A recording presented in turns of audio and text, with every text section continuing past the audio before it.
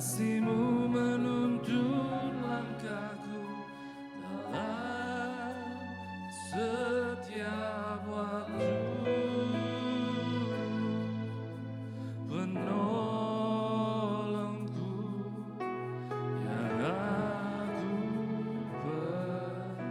percaya. Semuanya katakan terima kasih, bersyukur kepada Tuhan.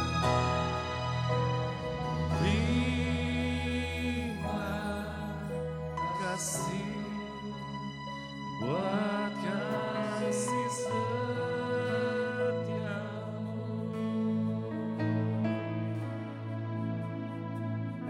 penyertaan-Mu sempurna, janji-Mu tak pernah terlambat menolongku.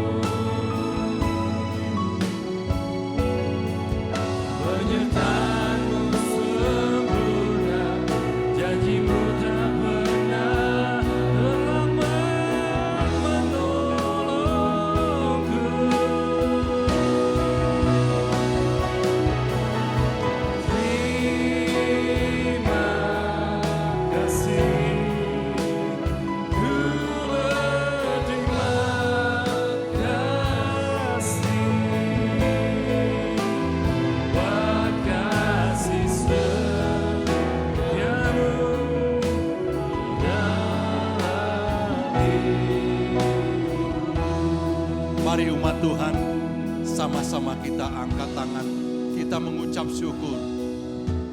Terima kasih buat kasih setiamu. Dengan segenap hati ya Tuhan,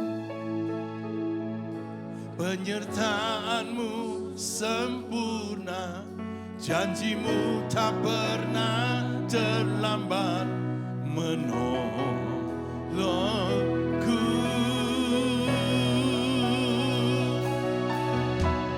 Terima kasih, ku berterima kasih buat kasih setiamu di dalam hidupku. Ini ucapan syukur kami. Terima kasih buat kasih setiamu, untuk segala kebaikan-Mu. Penyertaan-Mu sempurna, janji-Mu tak pernah terlambat menolongku.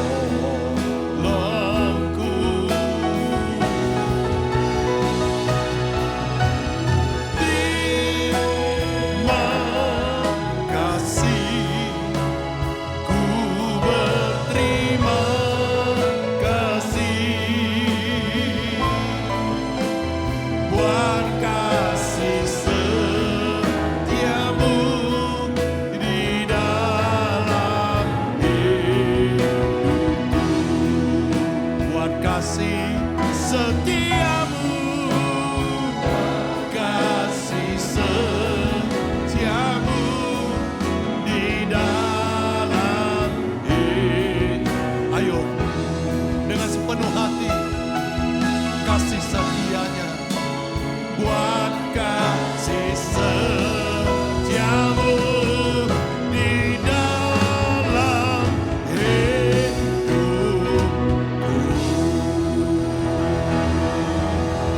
Kami berterima kasih, kami mengucap syukur, sebab Engkau baik, sebab Engkau baik. Haleluya, haleluya.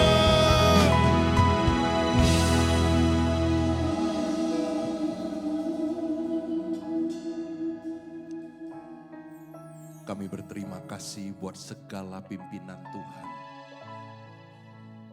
Dalam segala musim Engkau selalu ada dalam hidup kami. Bahkan ketika kami butuh pertolongan, di situ Tuhan selalu menyediakan pertolongan tepat pada waktunya.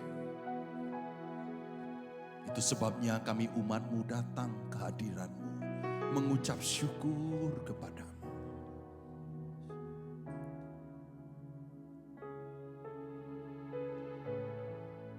Bahkan kami berharap kepada janji firman Tuhan yang sanggup menguatkan kami, menjadikan kami lebih daripada para pemenang. Terima kasih untuk masa-masa yang sukar, karena di situ kami melihat tangan Tuhan yang besar menyertai kami. Kami melihat mujizat Tuhan memimpin hidup kami.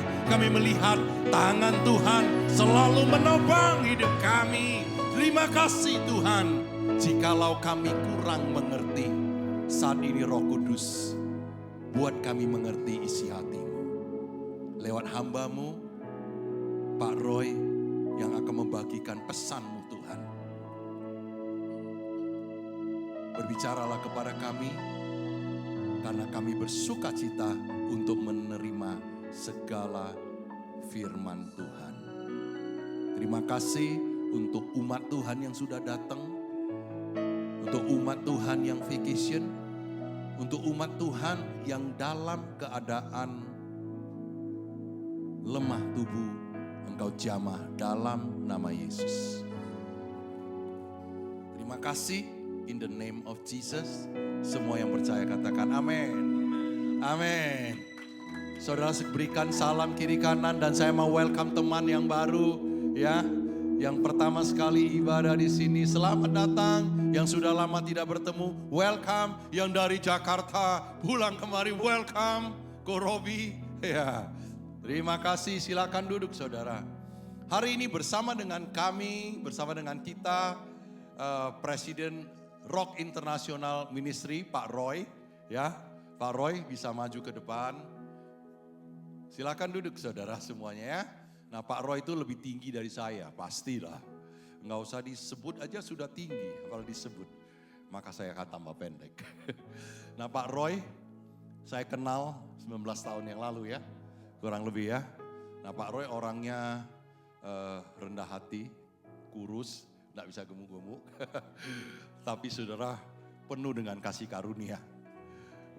Beliau bisa main musik, segala musik ya bisa. Dipakai Tuhan memberkati RIM USA Rock dan segala administrasi, hukum dan sebagainya Pak Roy yang membantu untuk set up. Terima kasih Pak Roy buat pertolongannya, sponsorship buat pendeta-pendeta dan kami percaya bahwa bersama dengan umat Tuhan semuanya kita akan menjangkau jiwa-jiwa. Dan bulan ini saudara, bulan apa? Bulan apa? Juni. Temanya apa Pak Roy? Ya, fruitful discipleship. Mau berbuah semuanya? Kita sambut dengan tepuk tangan. Pak Roy Lawrence, silakan. Thank you semuanya, shalom, selamat pagi. Pak Yunus sudah menyinggung tadi mengenai urusan imigrasi, legal untuk rock ministry di Amerika. Saya mohon dukungan doa. Situasi sekarang banyak perubahan, urusan hukum imigrasi dan banyak hal yang kita harus kerjakan secara organisasi. Jalan ke depan kita tidak jelas karena peraturan mendadak bisa berubah over the weekend. Nanti presidennya bilang A, nanti kongresnya bilang B. So mohon dukungan doa untuk Pak Yunus juga sebagai pemimpin di Rock Atlanta dan pemimpin-pemimpin lain di gereja Rock Ministry di seluruh Amerika. Saya mewakili Rock Ministry mohon dukungan doa dari jemaat Atlanta. Thank you. Ya, pagi ini kita akan membahas mengenai fruitful discipleship. Itu yang tema yang kita akan bahas. Saya teringat akan satu ayat yang bagi saya berkesan sekali. Karena ayat ini pertama kali saya tahu itu pada waktu saya masih SMA. A long time ago, begitulah ya. Dan saya tidak lupa sampai sekarang. Ya, oke. So, ini adalah bagian terakhir dari kitab Yohanes. Dan ini adalah perkataan Tuhan Yesus terakhir yang dicatat oleh Yohanes. Oke?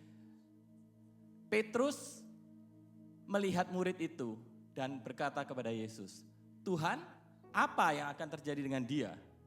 Nah ini menarik ya, kan Petrus tanya pada Tuhan, Tuhan nanti jalannya orang ini gimana gitu ya. Nah ini menarik jawaban Tuhan Yesus. Yesus menjawab, jikalau aku menghendaki supaya ia tinggal hidup sampai aku datang, itu bukan urusanmu, tetapi engkau ikutlah aku. Kalau kita hanya melihat bagian ini, it feels strange, right? Kan kita ditanya, ini gimana yang orang ini? Loh kalau dia mau hidup sampai seterusnya itu bukan urusanmu. Gitu. It's so strange, right? Out of the blue gitu. Apa sebetulnya konteksnya dari ayat ini gitu? Nah, kenapa saya ingat? Bukan karena pembahasan yang dalam tentang teologi, tetapi karena pada waktu itu ada retreat dan pemimpin retreat itu bertanya gitu loh. Kan di sini Yesus bilang, kalau aku menghendaki, yang dimaksud di sini ia ini adalah Rasul Yohanes sendiri ya. Jadi kalau aku menghendaki supaya Rasul Yohanes ini hidup terus sampai Tuhan Yesus datang kembali, itu kan bukan urusanmu. Pertanyaannya, apakah Rasul Yohanes itu hidup terus sampai Tuhan Yesus datang kembali? Nah, saya ingat karena pada waktu itu ada rewardnya saudara. Itu retreat sudah waktu lunch dan kita harus membagi antara bakmi goreng dan nasi goreng. Ya, siapa yang bisa menebak dengan tepat, grup yang menebak dengan tepat, dia akan dapat bakmi. Ya, waktu itu saya belum tahu bakmi ajaibnya Pak Yunus ya. Tapi saya sudah suka mie gitu loh. Jadi saya semangat sekali menjawab. Saya bilang, enggak, Rasul Yohanes actually tidak hidup terus sampai Tuhan Yesus datang. Karena di ayat selanjutnya, if you read the next verses, dibilang bahwa ada rumor bahwa Rasul Yohanes tidak akan mati. Tetapi yang Tuhan Yesus bilang bukan itu. Tuhan Yesus cuma bilang, kalau Tuhan Yesus menghendaki supaya Yohanes tidak mati, maka itu tidak ada hubungannya dengan Petrus gitu loh. Jadi saya bilang, oh enggak, itu Rasul Yohanes tidak hidup terus sampai Tuhan Yesus datang lagi. Nah, hari ini menunya saya rasa sama, ya kan? Tidak ada bedanya, kalaupun Anda jawab benar atau salah. Tapi saya ingin tahu, menurut Anda di sini, apakah Rasul Yohanes itu tetap hidup sampai Tuhan Yesus datang lagi? Siapa yang bilang ya? Oke. Siapa yang bilang tidak? Oke. Nah, kalau yang lain, saya pilih menunya aja gitu ya. Nah, oke. Tadi yang bilang Tuhan Yesus bertahan hidup sampai, Yohanes bertahan hidup sampai Tuhan Yesus datang. Pak, kenapa Pak?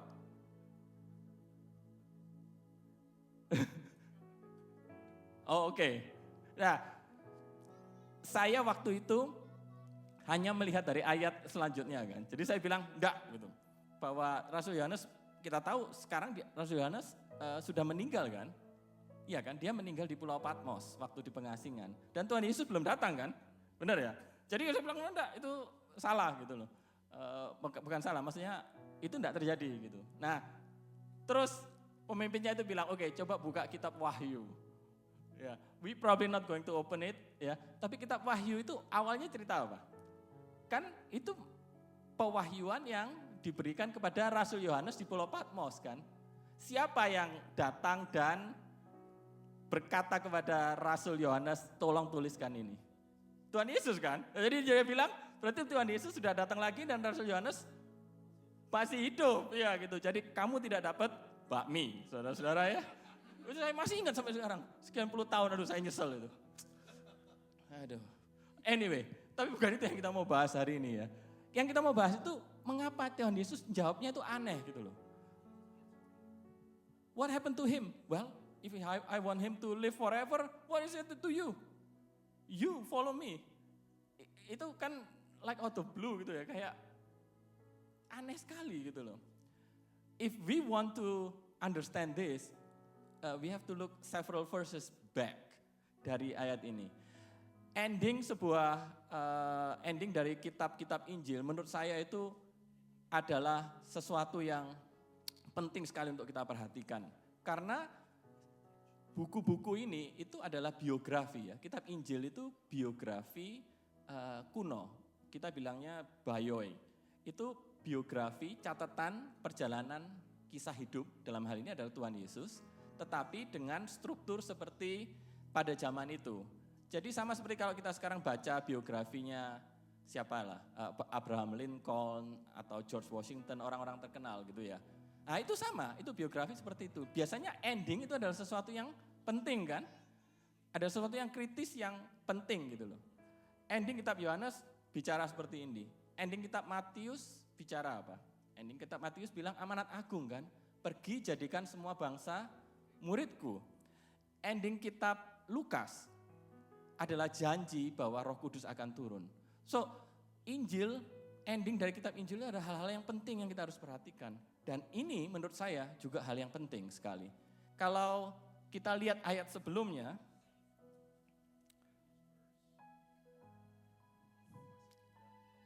ya, ini adalah Tuhan Yesus yang berkata kepada Petrus, ketika engkau masih muda, engkau mengikat pinggangmu sendiri, engkau berjalan kemana engkau kehendaki, tetapi jika engkau sudah menjadi tua, engkau akan mengulurkan tanganmu, orang lain akan mengikat engkau dan membawa engkau ke tempat yang tidak kau kehendaki. Tuhan Yesus berkata kepada Petrus, nanti jalan hidupmu itu bakal susah. kamu bakal diikat, kamu bakal jadi tawanan, kamu bakal dibawa ke tempat-tempat yang kamu tidak mau. Dan benar kan, menurut sejarah gereja, Rasul Petrus itu matinya itu disalib, dan dia memilih untuk disalib itu terbalik. Karena dia merasa bahwa dia tidak layak disalib seperti Tuhan Yesus. Jadi dia memilih untuk disalib terbalik. Hidupnya endingnya tidak enak. Dan ini yang Tuhan Yesus katakan kepada Petrus. Inilah buahmu, bahwa kamu di masa tuamu akan jadi tawanan, menderita, dan dibawa ke tempat-tempat yang kamu tidak mau. Nah, jadi Anda sekarang ngerti kenapa Petrus bertanya kepada Tuhan Yesus, kalau dia gimana? Ngerti ya? Jadi jalan yang Tuhan Yesus katakan kepada Petrus adalah jalan yang susah. Buah yang Tuhan Yesus bilang Petrus akan hasilkan, itu adalah buah martir, buah kesengsaraan dan penderitaan. Dan Petrus mendapat nubuatan, mendapat jalan seperti itu. Reaksi dia mungkin juga sama seperti reaksi kita, banyak orang kalau mendengar bahwa oh nanti jalanmu bakal begini, itu dia langsung ngelihat ke sebelahnya gitu. Lah kalau yang ini gimana? Ya itu manusiawi kan? Ya dia great apostle tapi dia masih manusia saudara. Kalau hidupku susah, yang sepelayanan sama aku gimana? Dan Tuhan Yesus bilang, no, kalau dia mau hidup sampai aku datang lagi pun itu tidak ada urusannya sama kamu. Dan menurut saya ini sangat penting. If we want to be fruitful, kalau kita mau berbuah, kita harus konsen kepada apa yang Tuhan ingin jadi buah kita. Jangan kita lihat orang lain itu buahnya apa. Begitu kita beralih dari apa yang Tuhan berikan buat kita, apa yang Tuhan bilang bahwa inilah adalah buahmu, maka kita akan kehilangan fokus. Kita akan kehilangan arah yang tepat untuk apa yang Tuhan mau dalam hidup kita. Ya, so this is a very interesting phenomenon. Petrus itu terkenal orangnya impulsif. Orangnya itu berapi-api, saudara. Ada cerita tidak dicatat di Alkitab, tapi banyak sejarawan yang mencatat ini sebagai anekdot gitu ya. Katanya Tuhan Yesus itu, kan Petrus termasuk dalam salah satu kelompok yang dekat dengan Tuhan Yesus ya. Di luar dari 12 murid Tuhan Yesus punya kelompok lagi yang lebih kecil kan, dan Petrus termasuk. Jadi satu kali Tuhan Yesus ajak kelompok kecil ini pergi bareng, terus dia bilang, kalian coba ambil batu gitu ya, bawa batu gitu. Nah Yohanes bawa batu yang ukurannya normal lah, agak gede gitu. Nah Petrus kan disuruh bawa batu kan berat loh, jadi dia ambilnya kerikil gitu, yang kecil aja, pokoknya batu kan. Perintahnya suruh bawa batu, saya bawa batu, ya sudah. Terus habis duduk, Tuhan Yesus bagian firman, dia berikan mujizat dan batu itu semua berubah jadi roti.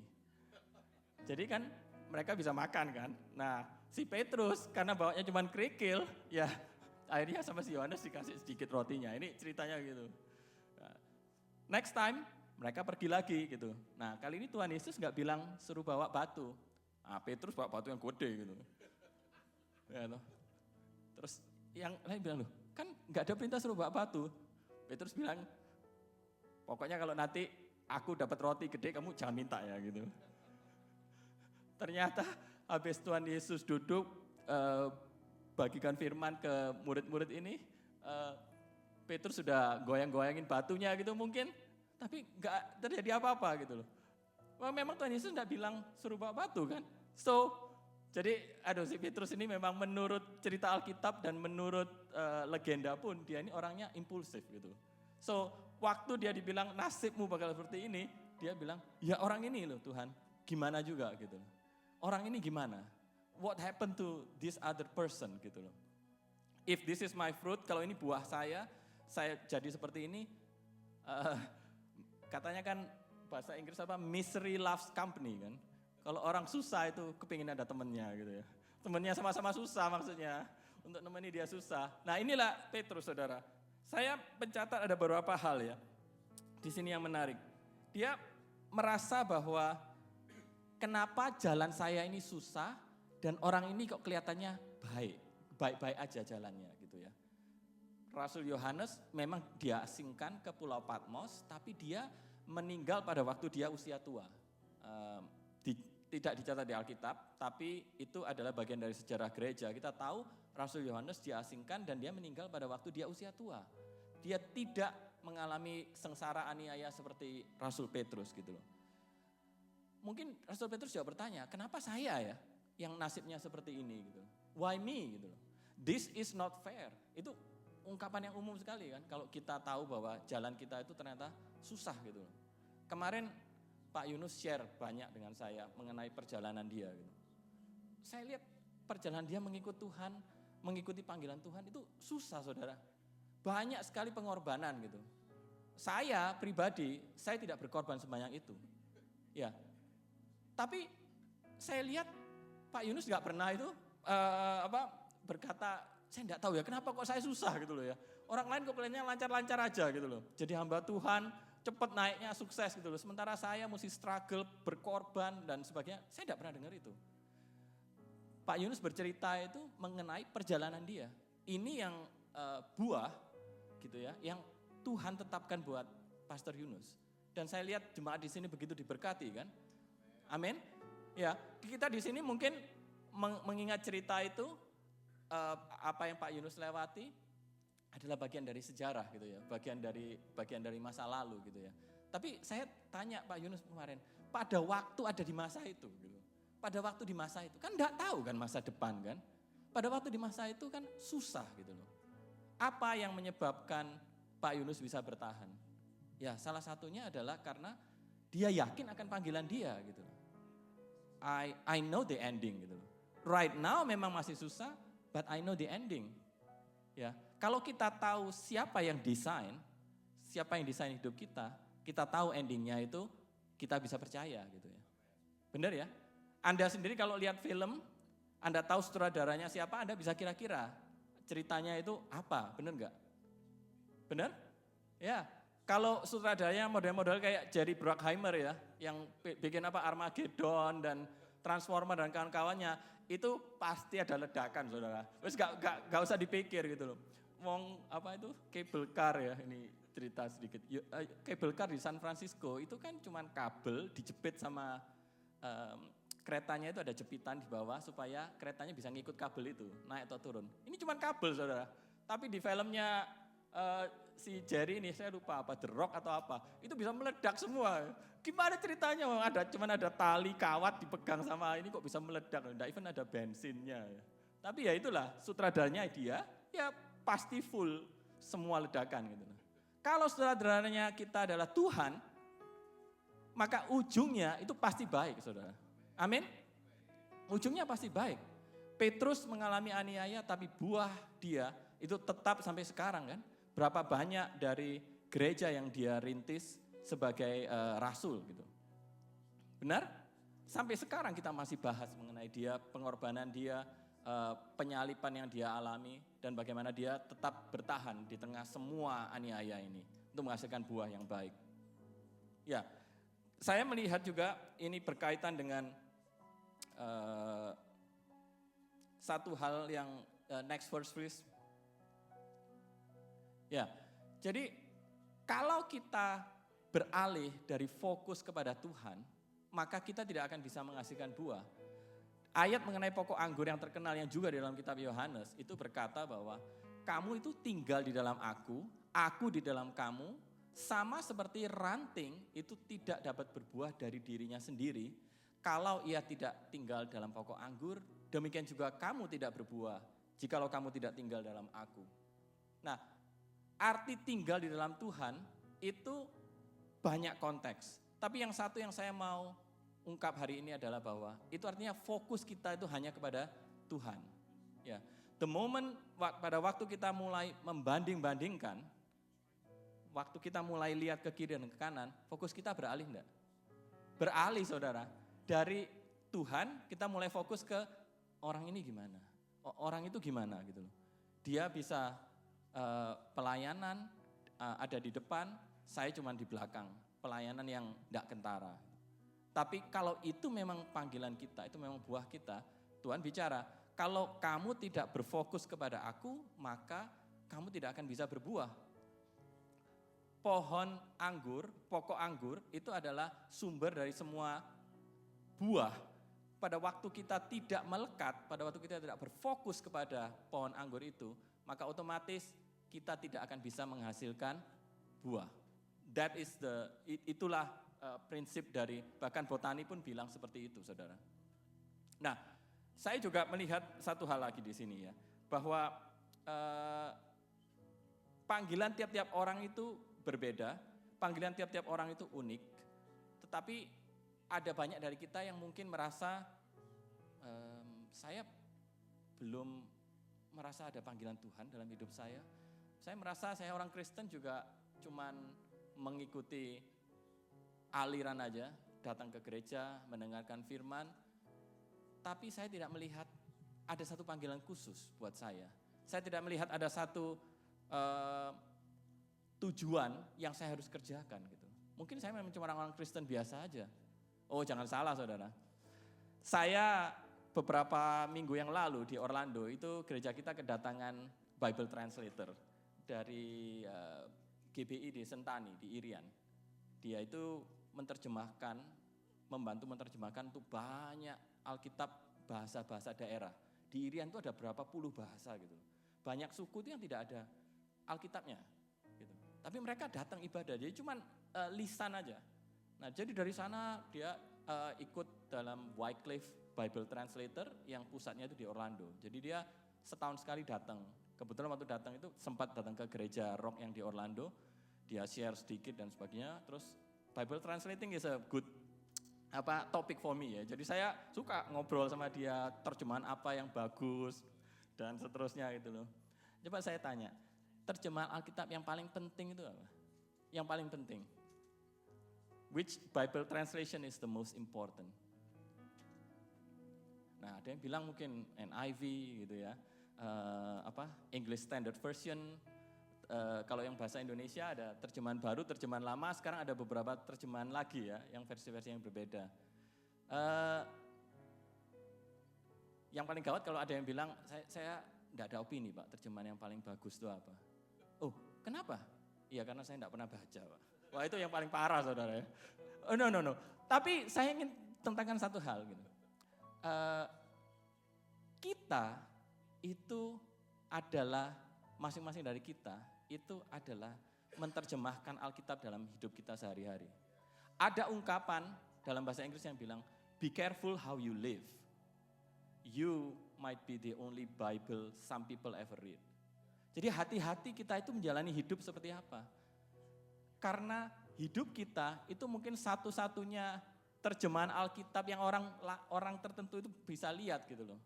Jadi ada orang-orang itu tidak pernah baca Alkitab, ya dia lihatnya siapa tentang Alkitab itu? Ya kita semua ini, each one of us. I think that is the most important Bible translation, the one in our life. Apa yang hidup kita jalani sehari-hari itu yang terjemahan Alkitab yang paling penting. Karena banyak orang hanya melihat itu. Dia tidak akan pernah baca terjemahan apapun. Ya Anda sekalian, kita semua inilah terjemahannya.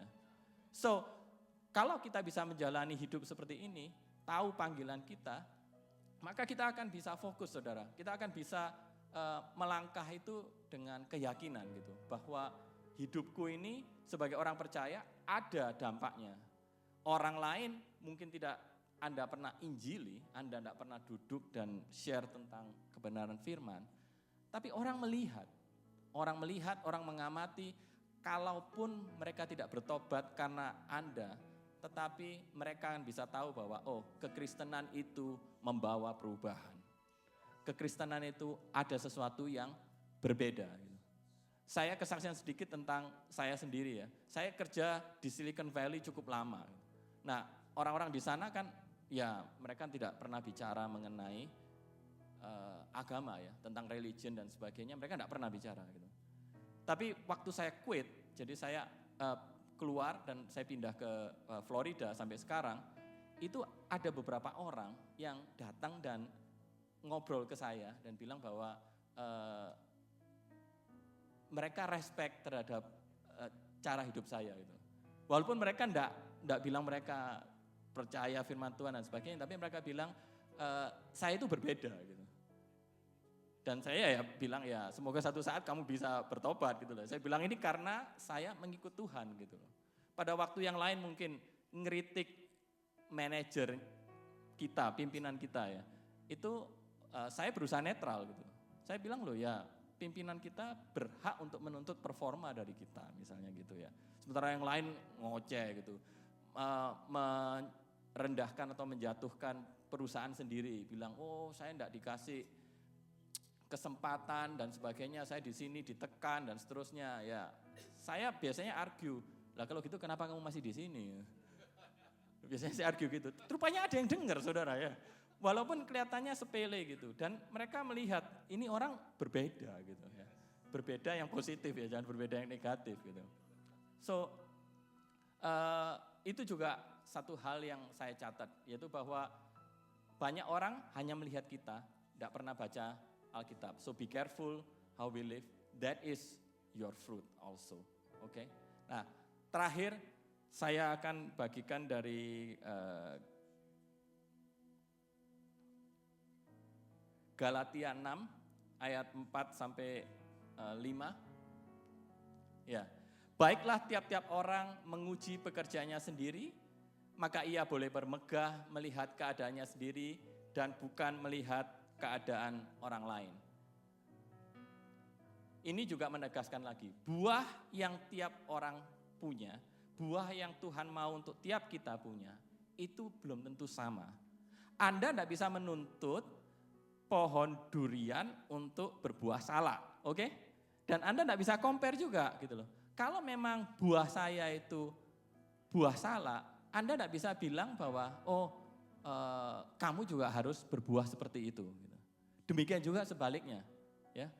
Tidak bisa dituntut bahwa pohon yang mestinya berbuahnya durian itu bakal berbuah mangga misalnya. Tidak bisa. Jadi makanya Rasul Paulus bilang, tiap-tiap orang baiklah menguji pekerjaan sendiri. Artinya, kalau memang kamu itu istilahnya adalah berbuah pohon durian, kamu uji pohon durianmu itu loh, baik enggak? Jangan kamu bandingkan sama pohon yang lain. Benar ya? Kamu uji buahmu sendiri gitu. Kalau kamu berbuah semangka, kamu uji semangkamu itu benar enggak semangka gitu ya. Jangan jadi semangka berdaun sirih. Enggak tahu, oke, never. You good luck translating that. Itu semangka berdaun sirih enggak ingat ya? Itu lagu zaman dulu. Buah semangka berdaun sirih, siapa itu namanya? Bruri Peso 5. Oke ya, benar ya? Ya, benar ya? Asal jangan buah semangka berdaun sirih karena itu tidak mungkin gitu. Pohon yang buahnya harusnya semangka ya bakal berbuah semangka. Kalau Anda berbuah semangka, Anda harus menguji apakah Anda itu menghasilkan semangka yang baik. Jangan Anda membandingkan apakah Anda harus menghasilkan durian, oke? Itu akan tidak match gitu ya, tidak klop gitu. Karena tidak mungkin pohon yang mestinya menghasilkan buah A harus menghasilkan buah yang berbeda. Oke? Saya akan tutup dengan satu ayat ini, saudara. Oh sorry, bukan ayat, tapi saya akan tutup dengan satu ilustrasi ini ya. Siapa di sini yang tidak tahu Billy Graham? Semua tahu kan, dia itu penginjil yang luar biasa. Dia di North Carolina ya, so not so far from here. Dia sudah meninggal, tetapi buahnya itu begitu luar biasa saudara. Dia membawa begitu banyak orang bertobat lewat dia punya ministry yang sampai sekarang itu masih ada. Menjangkau begitu banyak jiwa. Siapa yang bikin Billy Graham itu bertobat? Billy Graham itu bertobat dari evangelis yang namanya Mordecai Ham. Nah, Mordecai Ham ini itu bertobat karena evangelis yang namanya Billy Sunday. Ini nyambung terus ya. Terus habis itu dia bertobat karena Wilbur Chapman yang juga evangelis. Wilbur Chapman bertobat dari D.L. Moody. Moody sampai sekarang itu ada institutnya di Chicago. Jadi dia memang besar ya, dia penginjilan besar dan dia punya sekolah Alkitab di Chicago. Sampai sekarang masih ada. Nah, yang membuat Moody bertobat itu ternyata adalah orang yang namanya Edward Campbell. Dia cuman guru sekolah minggu. Dia guru sekolah minggu, satu hari ada anak ini, D.L. Moody yang masih kecil, kalau sekolah minggu enggak terlalu perhatian, tapi Tuhan entah gimana gerakkan dia untuk berusaha jangkau anak ini, D.L. Moody. Orang ini cuma guru sekolah minggu, si Campbell. Dia bukan penginjil besar gitu loh. Tetapi karena dia ikut tuntunan Tuhan untuk menjangkau D.L. Moody, akhirnya mata rantai itu terus sampai kita punya Billy Graham yang menjangkau begitu banyak orang.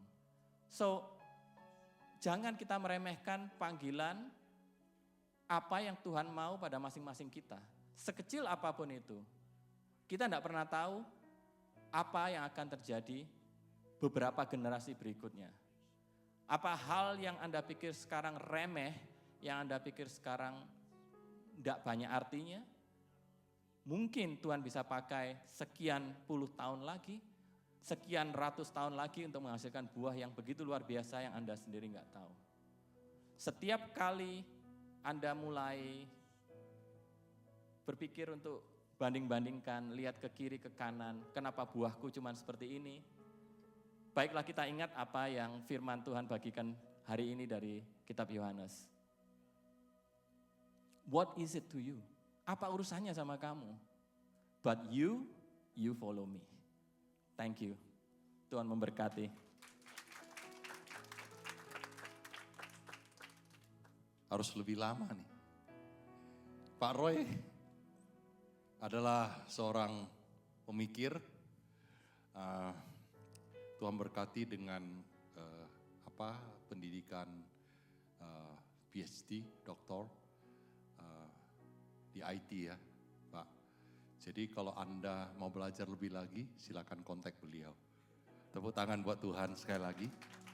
Saya coba karena saya senang buku D.L. Moody dan ketika itu D.L. Moody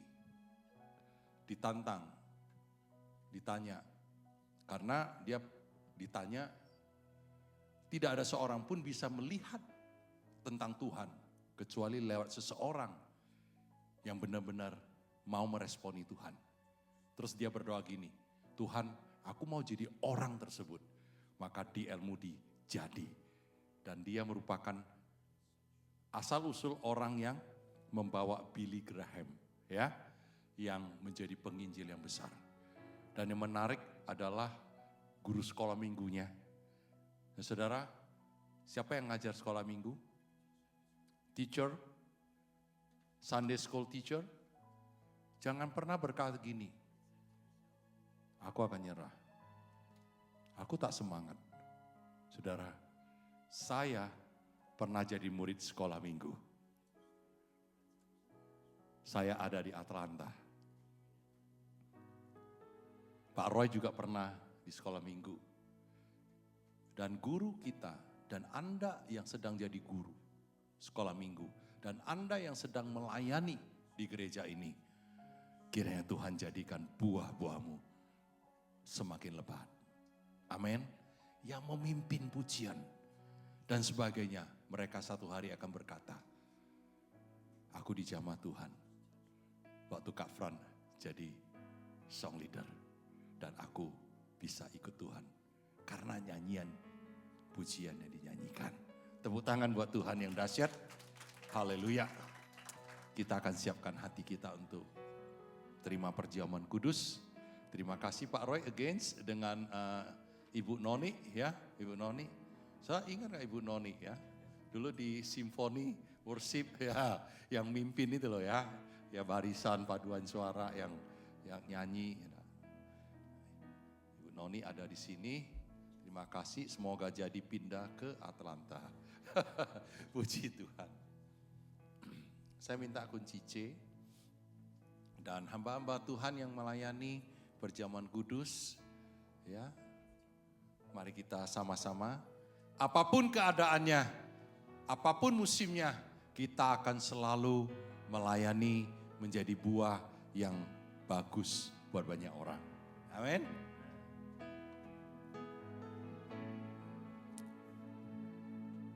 Saya boleh minta lagunya ya. He has done great things. Mulai kunci C.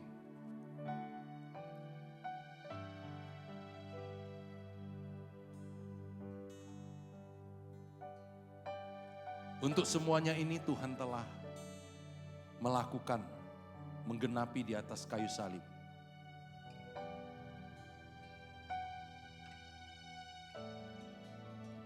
He has done great things.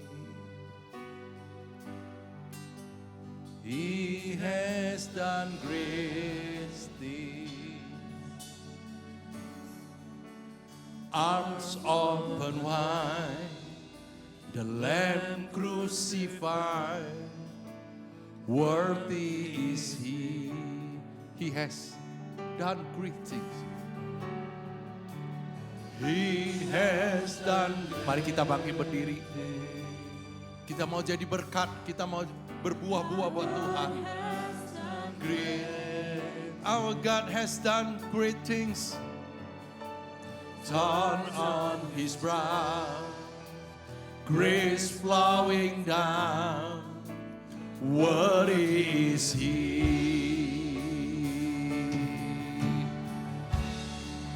As high as the heavens above, great is His everlasting love. River of mercy runs over us.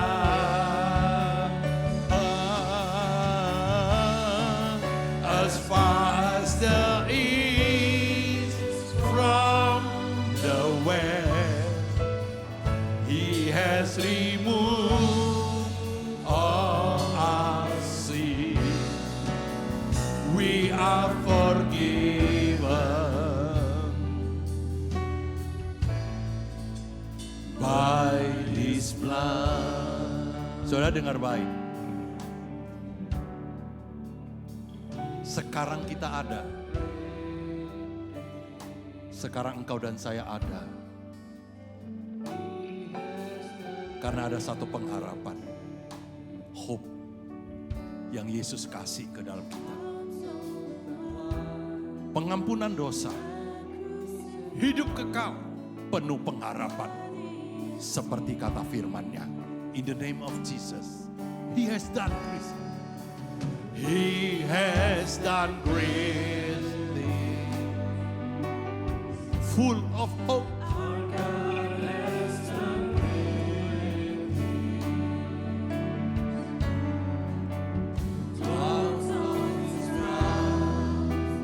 Grace falling down, worthy is He. Oh, as high as the heaven above, great is His everlasting love. Rivers of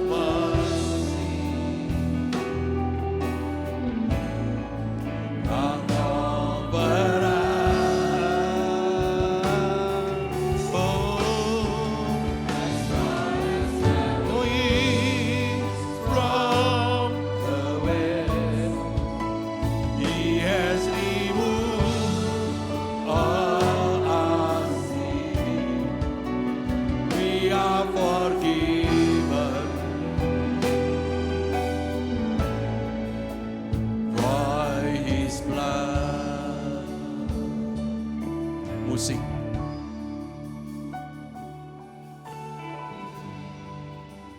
Datang kepada Yesus, anak domba Allah, the Lamb of God.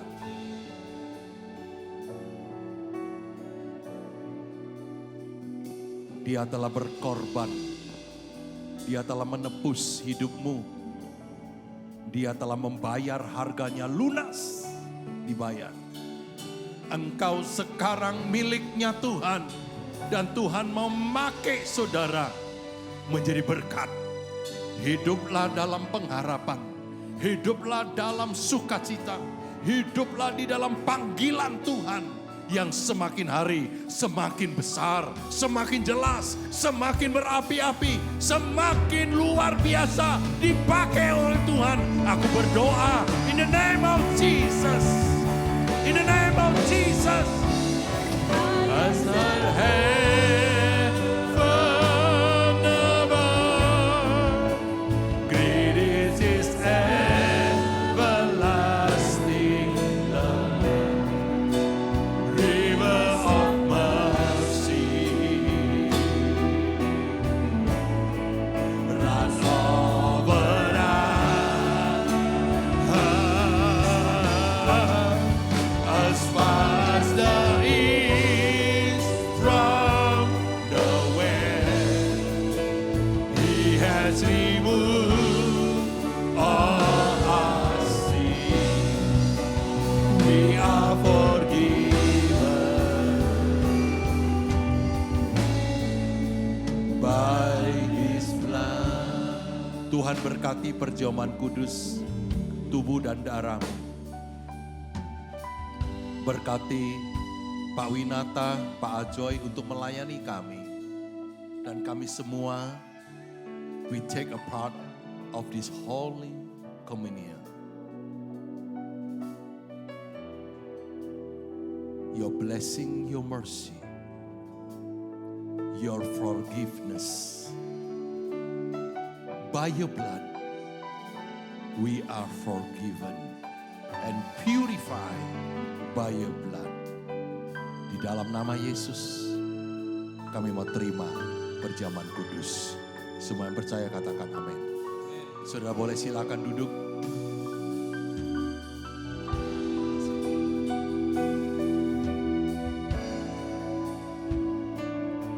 Mari kita nyanyikan dari awal apa yang Tuhan lakukan. He has done great things. Oh yes. He has done great things. Arms open wide, the Lamb crucified, worthy is He. Sing with me. He has done great things. Our God has done great things. Thorn on His brow, grace falling down, worthy is He. Oh, as high as the heavens above, great is His everlasting love, rivers of mercy. Thanks God. Runs over us, oh, as far as the east from the west. He has removed all our sin. We are forgiven by His blood. Mari kita bangkit berdiri. Sebelum kita terima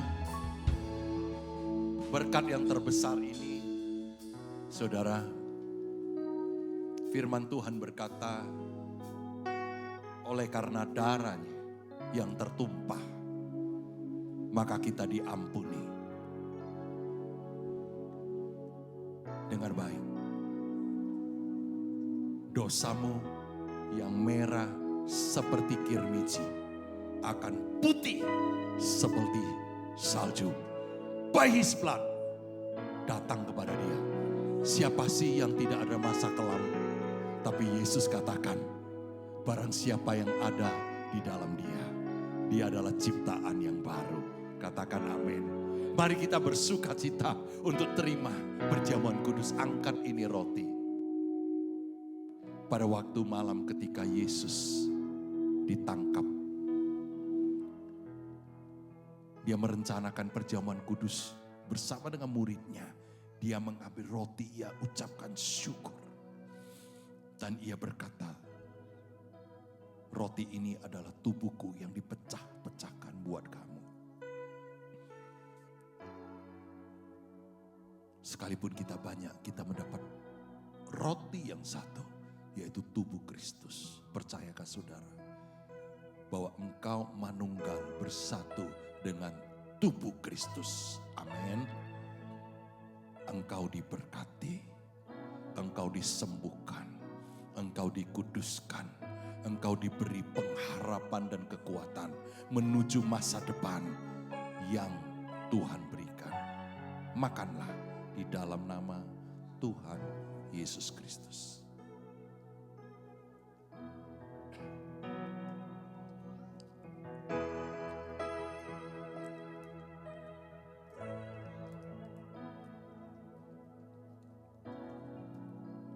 Mari kita angkat cawan ini.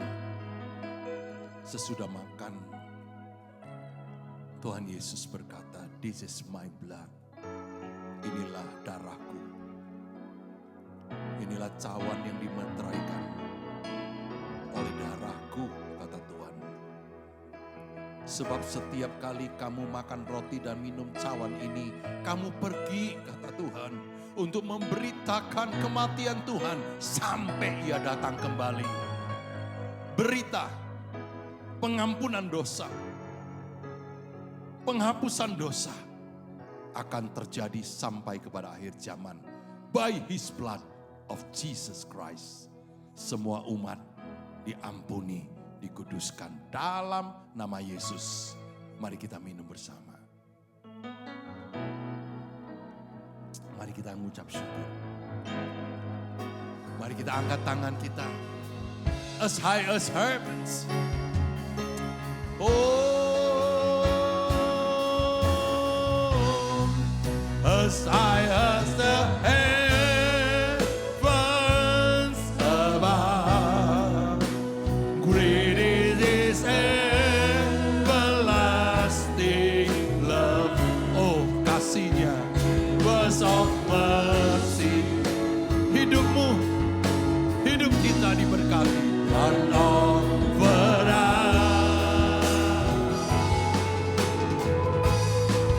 as far as the east from the west, He has removed all our sin.